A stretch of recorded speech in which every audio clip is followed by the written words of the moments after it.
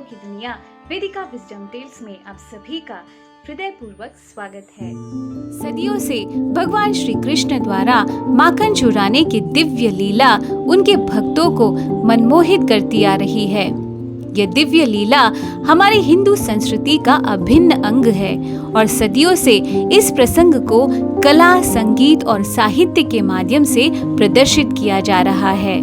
भगवान के भक्त इस मनमोहक लीला का आस्वादन करते नहीं थकते, परंतु अभक्तों के मन में सदा ये विचार मंडराता रहता है कि अगर कृष्ण भगवान है, लक्ष्मीपति है, इस जगत के नाथ है, सृष्टि के रचयिता है, तो आखिर वे छुपके दूसरों के घर पर जाकर मटकी तोड़कर माखन क्यों चुराते हैं। तो आइए आज माखन चोरी के इस मासूमियत से भरी लीला के पीछे के पवित्र प्रेम के रहस्य को जानते हैं। भगवान के महान भक्त और उत्कृष्ट कवि सूरदास बताते हैं कि एक बार बाल कृष्ण यशोदा मैया से कहते हैं कि मैया मुझे भूख लग रही है, थोड़ा माखन दे दो।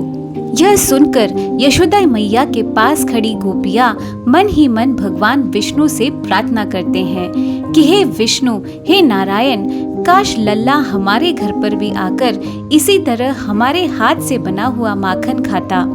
कृपया हमारी यह प्रार्थना सुन लो और हम पर कृपा करो। अंतर्यामी कृष्ण अपने उत्कृष्ट और सरल भक्तों के इस आग्रह को कैसे नकार सकते थे, परंतु वे जानते थे कि यशोदा मैया से इस बात की अनुमति लेते तो वे कदापि इससे नहीं मानती। वे पूछती कि जिस घर में 9 लाख गैयों के दूध का बना हुआ माखन हो, उस घर के बालक को दूसरों के घर पर जाकर माखन खाने की क्या आवश्यकता है।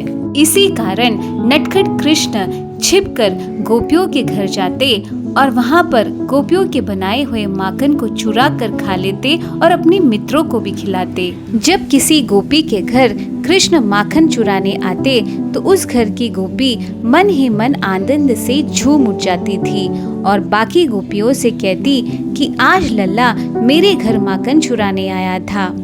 गोपियां भले ही यशोदा मैया से बाल कृष्ण की शिकायत करती, परंतु वे जानबूझकर अपने माखन से भरे मटकियों को छत से काफी नीचे लटकाती और घर पर छिपकर बाल कृष्ण के आने का इंतजार करती थी। इस तरह बाल कृष्ण केवल माखन ही नहीं चुराते थे, बल्कि गोपियों के माखन समान मुलायम हृदय को भी चुरा लेते थे। तो आज की कहानी से हम यह सीख पाते हैं कि भगवान की लीलाएं भक्ति योग की नियमावलियां हैं, जो हमें हास्य, मासूमियत और आत्मीयता के माध्यम से दिव्य प्रेम की ओर आकर्षित करती है। भगवान कृष्ण को अक्सर अंतर्यामी कहा जाता है, क्योंकि वे सभी जीवों के हृदय में निवास करते हैं और इसलिए वे अपने शुद्ध भक्तों के सरल प्रार्थनाओं को सुनकर उन्हें पूरा करने के लिए स्वयं चोर का दर्जा भी स्वीकार कर लेते हैं। तो आइए आज कृष्ण जन्माष्टमी के इस पावन अवसर पर हम अपने हृदय को सभी द्वेषों से मुक्त कर माखन की तरह मुलायम बनाएं, ताकि बाल कृष्ण हमारे हृदय में प्रवेश कर माखन रूपी मन को चुरा ले जाए। तो उम्मीद है आज की कहानी आप सभी को पसंद आई होगी। कृष्ण जन्माष्टमी के पावन अवसर पर बधाइयाँ देते हुए आप सभी से विदा लेती हूँ। नमस्कार।